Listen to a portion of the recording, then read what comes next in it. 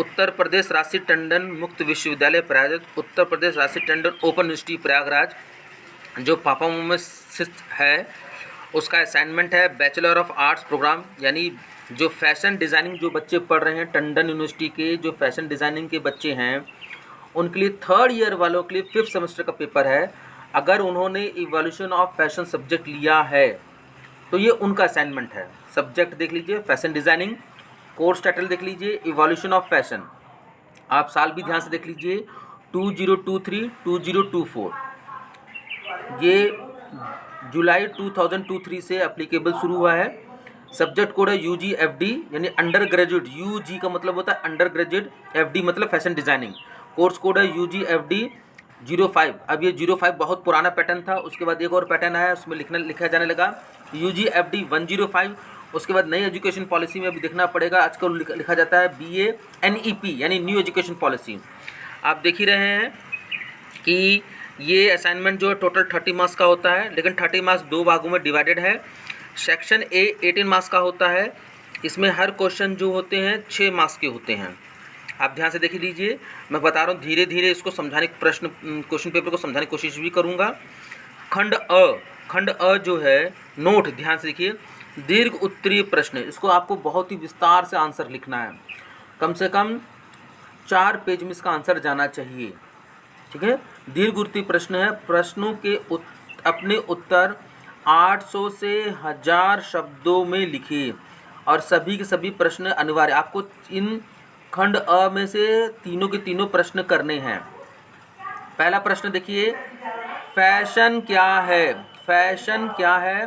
Fashion leader fashion cycle को विस्तार से समझाइए। देखिए ध्यान से देखिए, आप क्वेश्चन है व्हाट इज फैशन, आपको कंसेप्ट को पूरा समझाना कि फैशन किसे कहते हैं, फैशन क्या होता है, फैशन क्या होता है, और फिर क्या फैशन लीडर मतलब वो आइकॉन्स कौन होते हैं जिसको लोग फॉलो करते हैं।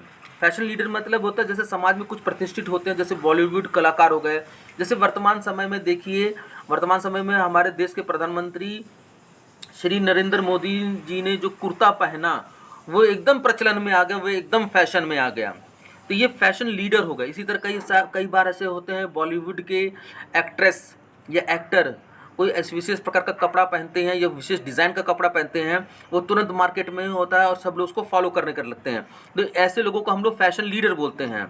और फैशन साइकिल, आप लोगों ने फैशन डिज़ाइन की कोर्स में फैशन साइकिल के बारे में पढ़ाई होगा, ये जो पूरा चक्र होता है उसके बारे में आपको पूरा डिटेल्स में लिखना है। तो पहला प्रश्न आपको समझ में आ गया।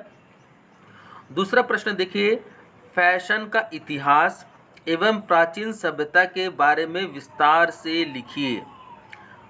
हिस्ट्री ऑफ फैशन, फैशन कहाँ से शुरू हुआ, आपको शुरू करना है आदि मानव से, जहाँ पे वो नग्न अवस्था में अपनी ज़िंदगी को गुजारता था, उसने पत्तियों के माध्यम से अपने शरीर को ढका, फिर जानवरों को शिकार करके उसके खाल से अपने शरीर को ढका। सभ्यता के विकास होते हुए फिर आप देखेंगे उसने कृषि करना सीखा, तब उसने कैसे वस्त्र पहने, फिर उसने जब पहले वो घुमंतु प्राणी था, वो जंगलों में एक जगह से दूसरी जगह वो घूमता रहता था, तब उसके वस्त्र क्या होते थे। फिर उसको एहसास हुआ कि यदि मैं कृषि कार्य में संलग्न होता हूँ, मैं एक जगह रहता हूँ, तब उसने वस्त्रों पर ज़्यादा ध्यान दिया। फिर उस समय के वस्त्र कैसे थे, धीरे धीरे आपको आदि मानव से लेके आज के वर्तमान तक कैसे कैसे कपड़ों में परिवर्तन आया, वस्त्रों में परिवर्तन आया, फैशन में परिवर्तन आया, पूरा फैशन का इतिहास लिखना है। प्राचीन सभ्यता के बारे में विस्तार से लिखिए। अगर आप ध्यान से देखेंगे तो इसके बारे में पूरा किताबों में विस्तार से लिखा गया है। फिर आप प्रश्न 3 पाइए, महिला स्टाइल फैशन श्रेणी से आप क्या समझते हैं।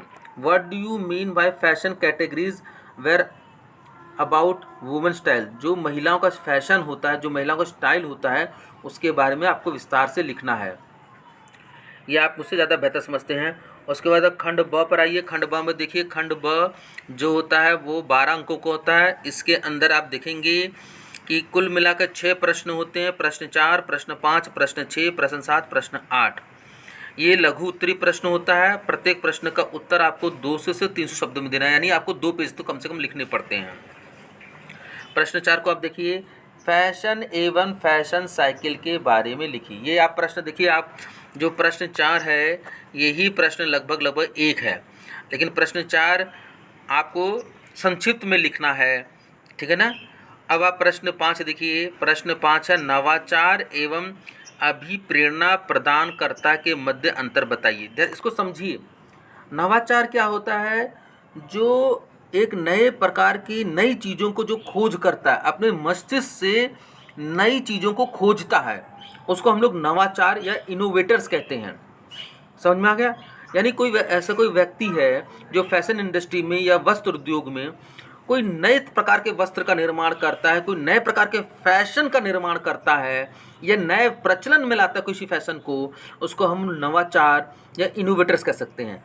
लेकिन जो अभिप्रेरणा होता है, जो मोटिवेटर्स होता है, वो स्थापित वस्त्रों को ही पुनः फिर से समाज में स्थापित करता है। जैसे उदाहरण के लिए जो हमारे प्रदेश के प्रधानमंत्री हैं नरेंद्र मोदी, जो उन्होंने जब देश के प्रधानमंत्री बने, नरेंद्र मोदी जी, जो उन्होंने कुर्ता पहना, वो कुर्ता समाज में पहले से ही था, लेकिन जब उन्होंने फिर से वो कुर्ता पहनना शुरू किया तो समाज में उन्होंने उसी स्थापित फैशन को पुनः फिर से स्थापित किया। तो इसको हम लोग अभिप्रेरणा प्रदानकर्ता कह सकते हैं, हम लोग उसको मोटिवेटर्स कह सकते हैं। इसी प्रकार से बहुत सारे फैशन आदिकाल में होते हैं, लेकिन एक फैशन साइकिल को पूरा करने के बाद जब फिर से समाज में वो फैशन फिर से कोई एम्बेसडर या कोई ब्रांड एम्बेसडर या कोई हीरो एक्टर्स बॉलीवुड का, फिल्मों का हीरो हीरोइन जब उसको पुनः स्थापित करता है और वो प्रेरणा देता है कि हमको फिर से कपड़े को फिर से धारण करना है, तो हम लोग उसको मोटिवेट करते हैं। मैं एक उदाहरण और बता सकता हूँ। जैसे राजीव गांधी जी जिस फैशन के स्टाइल से शॉल लपेटा करते थे, जब वो देश के प्रधानमंत्री बने, उनकी देखा देखी समाज के बहुत सारे लोगों ने उसी तरीके से शॉल को लपेटना शुरू कर दिया। तो ये मोटिवेटर्स कहलाएंगे। उन्होंने पहले से स्थापित फैशन को पुनः समाज में स्थापित किया एक अंतराल के बाद, तो ये मोटिवेटर्स हो गया। प्रश्न 5 भी समझा दिया मैंने। प्रश्न 6 देखिए, फैशन अंगीकृत करने हेतु टपकन सिद्धांत पर टिप्पणी कीजिए। ये trickle down theory of fashion adaptation होता है, इसके बारे में मुझे जानकारी ज़्यादा नहीं है, लेकिन आपको मालूम होगा फैशन को स्वीकार करने के लिए, अंगीकृत करना मतलब स्वीकार करने के लिए एक ट्रिकल डाउन थ्योरी है, उसको आपको लिखना है। प्रश्न 7 देखिए, फैशन शो के आधारीय पहलू लिखिए। देखिए, फैशन को स्थापित करने के लिए, चाहे नए फैशन को लाने के लिए आपको फैशन शो का आयोजन करना पड़ता है। ये बहुत बड़े कंसेप्ट होते हैं। आप बड़े बड़े महानगरों में, बॉम्बे में, दिल्ली में, चंडीगढ़ में आप देखेंगे हमेशा फैशन शो आयोजित होते रहते हैं। और विदेशों की बात करें तो यहाँ हम सब लोग जानते हैं कि फ्रांस इन सब मामलों में अग्रणी है। विश्व को फैशन की रास्ता पे चलाने वाला एकमात्र देश है फैशन, जहाँ पर लेटेस्ट चीज़ें, महंगी से महंगी चीज़ें, आपको कपड़े हुए, परफ्यूम हुए, बैग हुए, सैंडल हुए, जितनी भी लेटेस्ट ट्रेंड में फैशन चलता है, वो विश्व को रास्ता दिखाने वाला जो देश है वो फ्रांस है।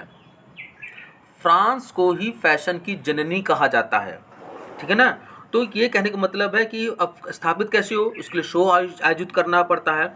तो फैशन शो के आधारीय पहलू को लिखना है, मतलब एक फैशन शो कैसे ऑर्गेनाइज करता है, उसको आयोजित करने के लिए क्या क्या चीज़ों की ज़रूरत पड़ती है, हम फैशन शो को आयोजित करने के बाद हम उससे क्या अपने किस उद्देश्य की पूर्ति कर सकते हैं, ये आपको पूरा समझाया गया है। फिर प्रश्न 8 देखिए, हॉर्टिकल्चर को समझाइए। आप बेहतर समझते हैं मुझसे, आप हॉर्टिकल्चर को एक्सप्लेन कर दीजिए, विस्तार से आप एक्सप्लेन कर दीजिए, जो कम से कम 2 पेज में आए। फिर प्रश्न देखिए, फैशन जागरूकता के बारे में लिखिए। राइट अबाउट फैशन अवेयरनेस, समाज को फैशन के प्रति सचेत होना चाहिए। बदलते हुए समय के साथ समाज को ढलना चाहिए, और समाज तभी ढलता है जब वो आने वाले नए नए फैशन को अंगीकृत करता है, यानी उसको वो स्वीकार करता है। यानी समाज को बदलते हुए फैशन के साथ जागना चाहिए, समाज को बदलते हुए फैशन के साथ बदलते रहना चाहिए, इसी को फैशन जागरूकता करते हैं, ठीक है। तो आप देख रहे हैं इस प्रकार से पूरे ये प्रश्न हो गए। जल्दी जल्दी असाइनमेंट लिख के अपने संबंधित स्टडी सेंटर पर आप तुरंत इसको जमा करिए ताकि आपका जल्दी से एवेल्यूएट हो चुके। अभी मैं आपको टेक्सटाइल का भी पेपर में दे रहा हूँ। धन्यवाद।